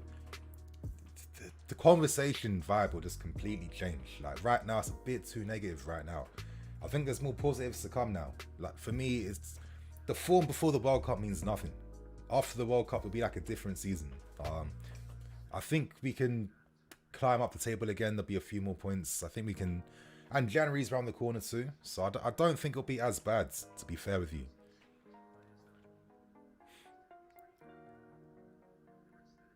Okay. President Jafar, Gavardio isn't coming to Chelsea if Real Madrid and City want him. But the thing is, Man City are kind of stacked with left-sided centre-backs in like Laporte and Nathan Ake. Real Madrid have Alaba and Rudiger. So, I think they'd rather sign Bellingham than sign Gavardio. They don't have money to sign both. So, I'm not expecting them to do anything, to be fair. Ian O'Sullivan, how are you doing, Ian? Lewis Hall has been immense in midfield today. Great to see his versatility. Yes, it is. Like, we're seeing his shooting, his timing of his runs inside the box, his ability to battle in midfields, play the ball quickly. I think Lewis Hall is definitely a good talent. Like, he could be like the Cobham David Alaba, where he can play all down the left-hand sides, but he can also play in midfields as well too. I think that's the type of impression I get from Lewis Hall. He's like an Alaba style player. Outside the boot, on the right hand side, good defending by Hutchinson. And that's another thing about Amari Hutchinson. He will drag back. He will put in that defensive work. He is going to come. He isn't just all skills and no like fight or no work rate. The guy puts some work on the field. That was great closing down then to stop Digne putting the short or cross inside the box. So that's what you want to see. If you want to play for the first team, they're the little details, right? Like, the manager has to trust your defensive actions. That's one of the key things. It's not just talent all the time. Defensive actions have to be there, and Hutchinson does have this. So that's why I'm really excited about what he can actually bring to the team. Oh, not the best pass then from Brickens. Michael, you can't just dismiss the first half of the season. No. The thing is, the reason why I'm making that point is that you're coming back after the World Cup, where all the momentum from the first half of the season is now gone. Players are coming back with a lot of heartache from what could have been at the World Cup. A lot of players didn't actually go for the national teams. They've been training as well too. It feels like another restart to the season. It was like, for example, yes, Kaside, he's carrying that ball forward, them long legs on the left-hand side. Unlucky then. But that's the type of power that Kaside has. And that's what I mean by like midfield players that can like win the ball and carry it forwards. Like, I feel like in the middle, especially in midfield, that's where there's like a lot of space to actually like dribble and carry the ball and drive. So yeah, that was nice to see from Kaside. But getting back to my point, it's like, for example, when it was the pandemic, right? And obviously the season came back, obviously games played behind closed doors. It did feel like a different season with different rules and different situations and different everything. I think when the World Cup's over, it will be like a new season again. So I'm not going to hold on to what happened prior, because it's not going to make as much of a difference now. Like, I mean, look at Arsenal. They've lost Gabriel Jesus, who's like a key glue in terms of how they attack. So they're going to come back and it's going to be peak for them. Looking at lots of other teams and clubs too that have Harry Kane, for example, that going back to Spurs, he'd have to play a game in literally like less than 2 weeks time, and he'll feel like he's the reason why we weren't able to fight for a place in the semi-finals, right? So yeah, I think there's a lot of details, and I think it's going to be a different season, to be fair. So that's why I'm optimistic and not writing nothing off. Okay, Stefan, what's with this Gavardio thing though? We don't need defenders, we need midfielders. I mean, I'm getting the impression that they think Gavardio is like such an incredible talent that he'll be like a top 5 centre back that you can't afford to not have him. And in the future, it could be a back three of Fafana on the right, Cole in the middle, replacing Silva, and Gavardio on the left-hand side, and that's a back three that, you know, that could be as legendary as back threes like Bazzagli, Bonucci, Chiellini, or what other like infamous back threes were there? Like Aspie, Luiz, and like Cahill, I guess. But I mean, yeah, back three like that potentially is, well, it could be the best defense in the world in the next few years, right? It's got strength, technique, you know, ball playing ability, skill, and pace. I mean, imagine being a striker and you're playing against, like, in the future, prime Fofana, prime Corwall, and prime Gavardio, who are all 1v1 beasts. So, I mean, I can see it and I can understand it from that place. Oh, great pass from Lewis Hall then. But he just didn't time it perfectly from Rankin then. But that was a nice weighted pass. Really nice pass then. Unlucky. Jason Pearce, if you're talking about Juranovic, the guy from Celtic, right? Then he'd be a good addition as backup to Reece James. And I feel like he'll be no problem with being backup as well. I think the reality is, if you're signing any competition figure for the right hand side, they're all gonna know Reece James is ahead, I think, and it's not a bad thing.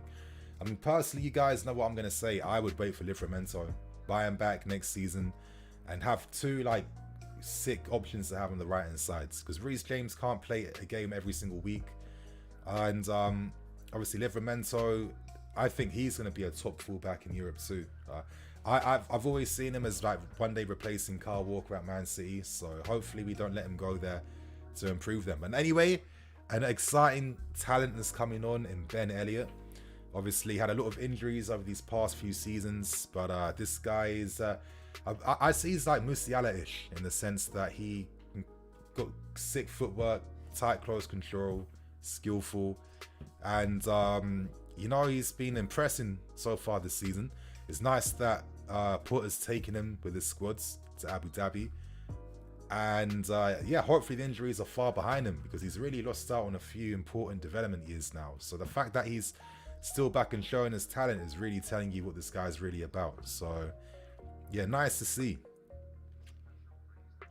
And if you actually really consider it too, like Aston Villa have, yeah, they got a few like, you know, top young stars playing, but a lot of these guys are seniors playing right now. And I know it's a friendly game for sure, but it has looked quite even, considering that a lot of our guys are like PL2 players that's playing right now. So if you were like a person that had no idea who either team was, you know, who these players are, never seen them before, you wouldn't think the level was too far apart, right? So yeah, that's what I mean by the talent we produce. I think that we produce sick talents that have all the foundations to grow to become even better. I mean, the talents we produce now can play in the Prem and in the Championship straight away in their first loan spells. Back in the day, these guys would play League One, they'd play League Two, they'd play in weaker leagues across Europe.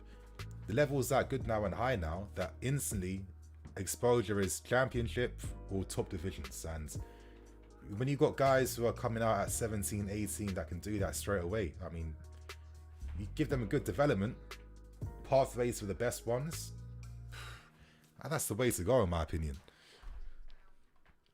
Heba, why aren't we looking to sign Yassin Bono? The Moroccan goalkeeper. I know he's had a 6th season for Sevilla as like one of the top La Liga goalkeepers. Yeah, he's been very good. Ziad, Cucurella has been definition of the Bowley era so far. Awful. I don't know. I'm not seeing. I think awful is too harsh. Like for me, I'm different. Yeah. Like words have to mean something. Like I can't have like all these like super, like what's the words, like, you know, like these super meaningful words that are just used too easily. Because awful for me, you have to be playing 3 out of 4, like 3 out of 10, 4 out of 10. Like awful is like, you don't forget an awful performance.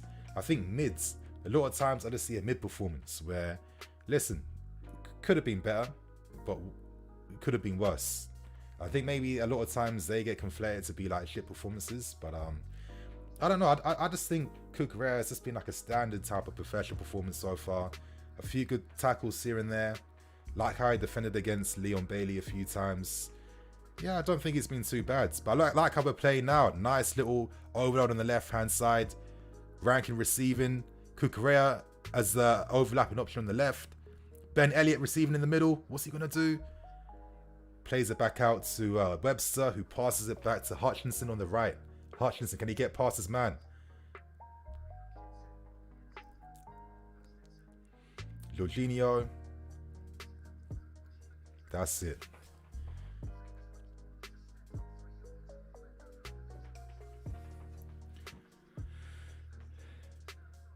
Unlucky. Mothersill, we had to get in front then. That was Lewis Hall was playing the right past him.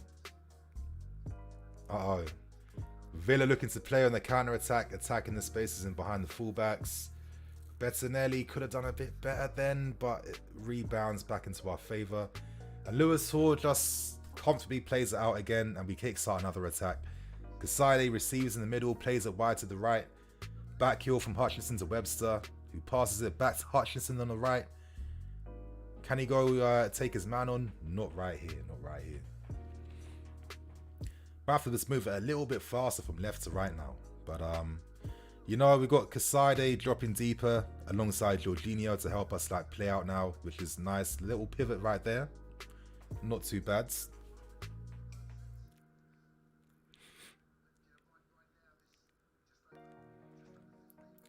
Gaps between Villa's midfield and attack, so we're able to play through them right now. So I feel like because we're able to do that, we should be finding better selections with our passes in the final third sometimes.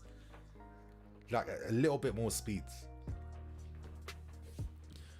Okay, President Jafar Koulibaly has been more disappointing for me than Cucurella. Yeah, for easily Koulibaly for me has been the biggest disappointment. Now, part of me will keep an open mind, considering the fact that sometimes these guys just need to acclimatize to the league. I think that's what it can be sometimes. But one of the reasons why I've been a bit harsher with Koulibaly compared to maybe like a younger player is purely based on the fact that he was signed as a 31-year-old who's already in his prime. That's the difference. Like, if you're that old, that experienced, I'm expecting excellency straight from the start. I think he shows that with his passing. I think his passing is beautiful. But it's just some of the thinking in terms of defensive actions and stuff where he's letting himself down a bit. And one thing I'm not really liking is picking up these never-ending yellow cards in every single game. I've seen a lot of defenders make it here over the decades, yeah? If I saw like a young Kurt Zouma making those mistakes, or if I was seeing a young Chalobah making those mistakes, or most defenders constantly being yellow card magnets, you know, constantly giving away dangerous free kicks in areas, you know, mistakes, all that type of stuff, a lot of us would be saying, get this guy at the football club, he's not good enough. You know what I mean? So I do understand a little bit of bias comes into play where, okay, you know, the big money guy with the marquee names will get a bit more protection and like a bit more leniency. But I try and see football from an objective place like that, where it's like, I don't care what your name means or anything like that. I just want to judge you solely based on how you're playing right now, not what you can do or what you used to do, or who you're known to be. What are you doing on this field right now? And I think when I'm seeing it on that type of perspective, this is where Koulibaly has been disappointing me, because I wasn't expecting it at all, to be fair with you. I just didn't expect it. Jorginho, good pass. It wasn't a good pass. But that's the thinking I want to see, to be fair. President Jafar, we chased Koulibaly for 5 years. Yep. Chelsea got no world-class player anymore. Bro, Koulibaly sold us the dream against Tottenham. Yeah, and I think in pre-season as well too. Koulibaly, but the thing is with Koulibaly, this was a Thomas Tuchel signing. So there are reports on the internet too confirming this, where it's like, okay, clubs like Liverpool and City and others were looking at Koulibaly, right? Because a lot of clubs had to sign a defender in the last transfer window. In the end, when we had the data analyst teams and, you know, I mean, whatever third-party data analysts at the time were we were using to get help to sign players, there were like some question marks on Koulibaly, especially considering that not many top teams were placing bids for him. So obviously, because Tuchel was given the keys in the last window, ultimately he had final say on players he wanted in the squads, and he was like, no, I want Koulibaly in my team. I know what he's going to bring me. And I can understand why, of course, Tuchel wants him. Of course, he's strong and he is superb at playing out from the back. I mean, Koulibaly with them reverse passes, the switch balls, you can see the technique in this game. He's got that. But in terms of like the defending, I don't want to say defending basics because he knows them, but in terms of how he's like handling himself defensively in the Prem, he's really struggling. And listen, I understand sometimes a lot of guys need time, but like I said, I've seen youngers come here. I've seen like first generation Rudiger come here, and even though you knew he wasn't perfect, he just wasn't as much as a liability as what I'm seeing from Koulibaly right now, where he's been at fault for goals, he's giving away silly fouls, he's being sent off. I mean, I can go on. But anyway, that's nice play from Cucurella. Good ball in the box from Mothersill, and it's just played a bit too hard over the top. Unlucky. But yeah, I think Cucurella in this game, I think he's been like a nice option throughout the entire game on the left-hand side. You know, he does have a good engine. He can play in both boxes. I don't think this is the game to really criticize Cucurella, to be fair. You know, and that's what's annoyed me the most about Tuchel sacking. Give him hundreds of millions of players and they don't even let him use them. So stupid. I mean, this is the thing, you know, Todd Boehly had, you know, he and everyone fully supported Thomas Tuchel. Elite manager, one of the game's best tacticians. Of course, they're just doing what billionaires do. You know, you outsource and, you know, you give the keys to the best minds. And I'm not going to complain about them doing that. And most of us are doing the same thing, right? So it's a bit of a shame that it didn't really work out. You guys over the seasons, I've had a few criticisms of the system, and I think you guys know me. If I can criticize, but it doesn't mean I hate. When I used to criticize things from Tuchel, it would be instant, you hate this, hate that, blah, blah, blah. Come on, man, that's too basic. But I just felt like the way we played, it gave hope to the opposition. That's how my ideas started, right? There was hope for the opposition. There was opportunities for them to minimize the dangerous things we do.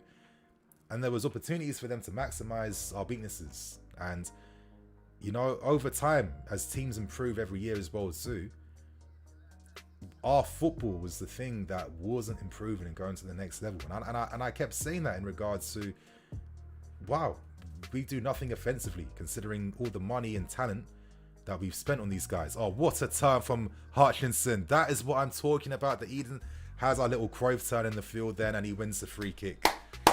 Hutchinson today has been fucking sick. Hutchinson today has been the most impressive player for me, for sure. And there have been a lot of like good and decent performances. I'm not going to say outstanding ones, a lot of decent ones, but I'd say Hutchinson has been like the most eye-catching performer on the field today, for sure. But yeah, going back to Tuchel, I just think that maybe it's no surprise why the things didn't work out in the end. I'll get a lot of stick for this, but I just got to speak my honest opinions, you guys. But I did always think that the fact that Tuchel could not unlock Lukaku was always a bit of a big L for me, in my opinion. After the season Lukaku just had the season before, he's not that complicated to use as long as you use him to his right strengths. That's what Lukaku's about. He's not a Drogba. You know, all the clubs that tries to use Lukaku as Drogba to lead the line and hold up have wasted their time and wasted Lukaku's time. Like for me, I've always seen Lukaku as a Jamie Vardy forwards who has that world-class bonus of having super strength. Like imagine if Vardy had Lukaku's strengths. What difference are you really seeing in terms of their game? And it's just like, if you're not going to let him play like that, then he's not going to do nothing really. So that's how football works. I just felt like a lot of the ideas, like Tuchel was still trying to find ways to maximize the system, and it just felt like there was not a real solutions at all. A lot of them were too like market dependent. Like, of course, if we signed Ousmane Dembele and Rafinha in the last summer window, we'll be a much better team under Tuchel.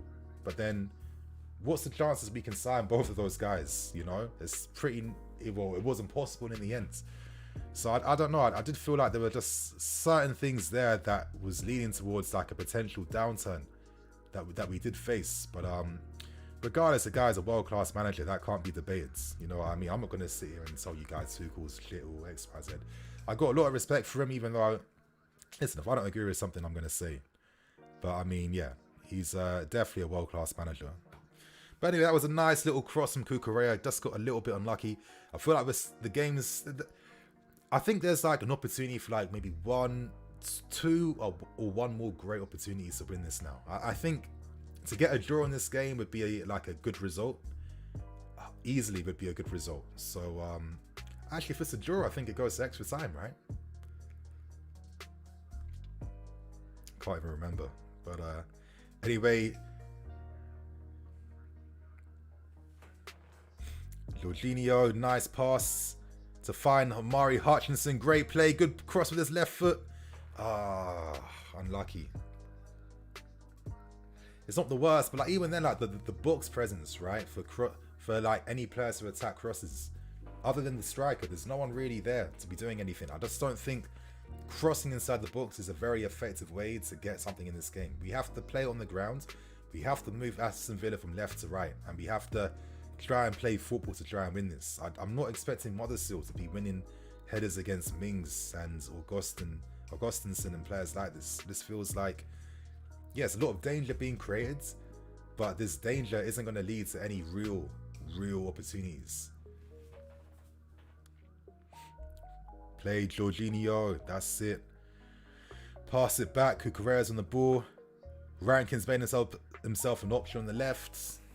I've liked Rankin today as well too. I think Rankin's played like on the left, on the right, played as a wing back as well too. I think he looks really intelligent. Like when you follow the runs he's making and where he wants to receive, I think he looks really he looks really smart, to be fair. I've got a super chat, Toby. Can you do more watch-alongs this season, bro? Yeah, for sure. If you guys want to see me do more watch-alongs, I can definitely consider doing a lot more. And I'm a bit inconsistent with it.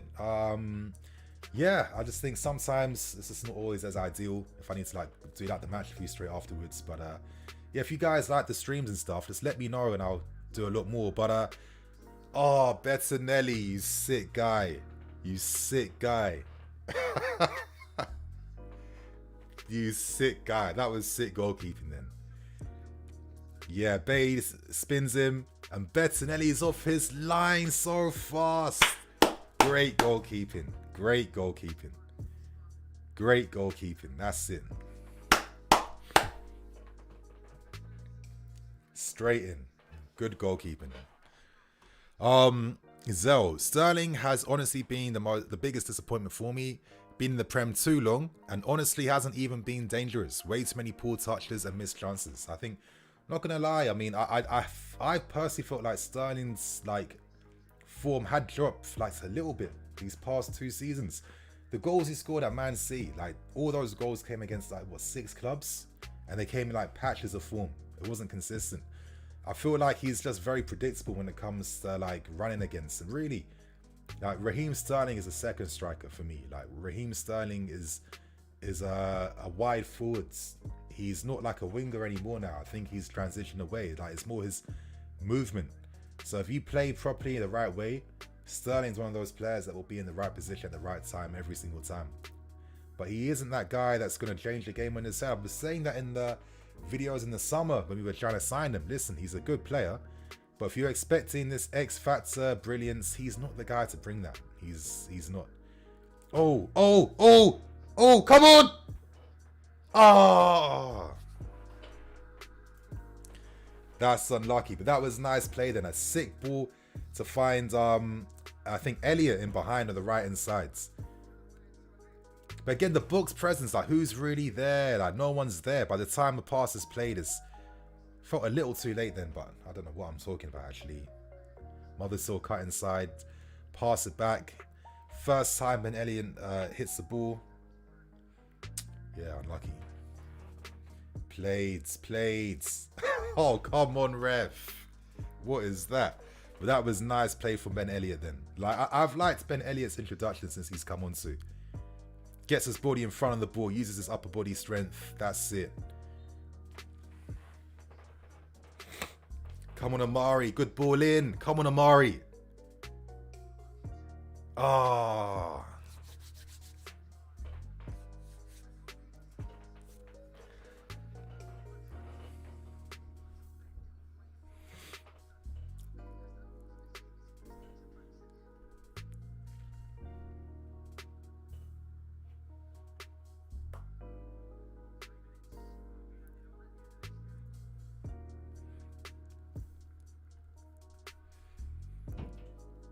Is that Archer on the right for Villa? Okay. Oh, the pace to burn. Oh, he's just thrown Cucurella to the floor. Bro, you're a grown man. He's a teen. Nah, can't be having that, Cucurella. Sorry.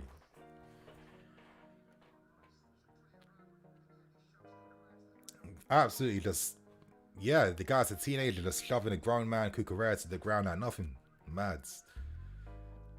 3 minutes left. Like, that's one thing I'm curious. So when the Premier League season does come back, is there a possibility that we see some of the World Cup extra time now in games? Or maybe it's too much, right? You can't be expecting like 8 minutes, 10 minutes every single time. But it did make these games like more enjoyable. Like the drama just went on a bit longer.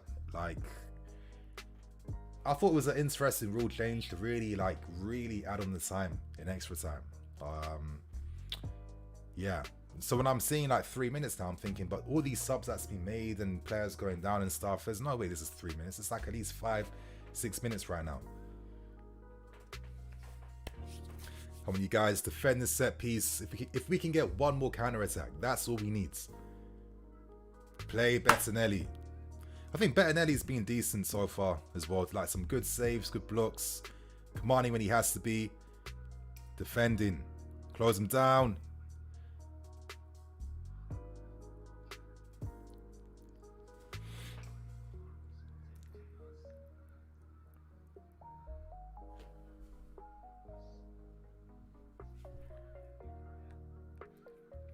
Was there one more attack?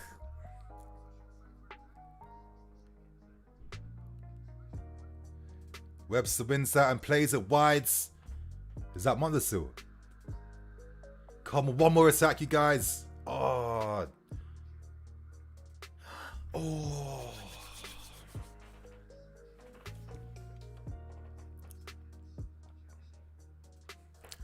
I think the new extra time rule comes into effect. Oh, next season. Okay, thanks, Ahmed.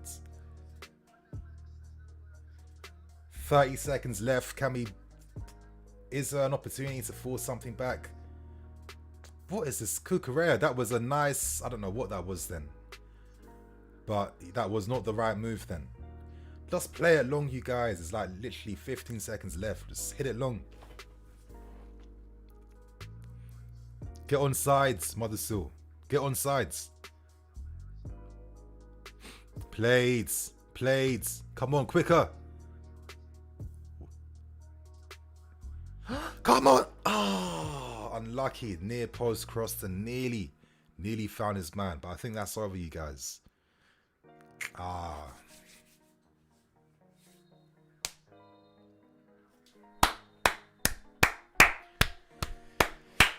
Well, I think there definitely was a lot of like interesting talking points, and in terms of like this being like a friendly pre-season style game before the season comes back again, I think it was entertaining. I think there were some good accounts shown. Losing to 1 goal in the end, you know, a young team, a young Chelsea team full of PL2 players playing against an Aston Villa team full of a lot of their seniors.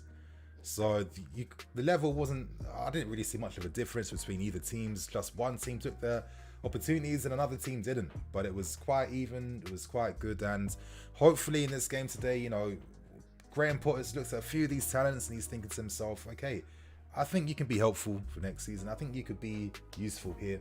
I think I'll give you more opportunities there. And I think for sure, if there's one like shining star in this game today, it is Amari Hutchinson. Put this guy in the first team and let him cook.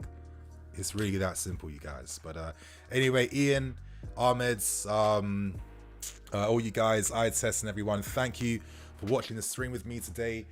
Yeah, if you guys want me to do more streams and Q&As, just let me know in the comments and stuff as well too. And yeah, I'll try and do more of these. What can I say? So you guys know I'm going to wrap things up now, and I'm going to make a match review for this game. So I'll see you guys in the next like 45 minutes, 1 hour. I'm Nini FC. This is Blue Lions TV. Catch you guys at some more videos. Cool.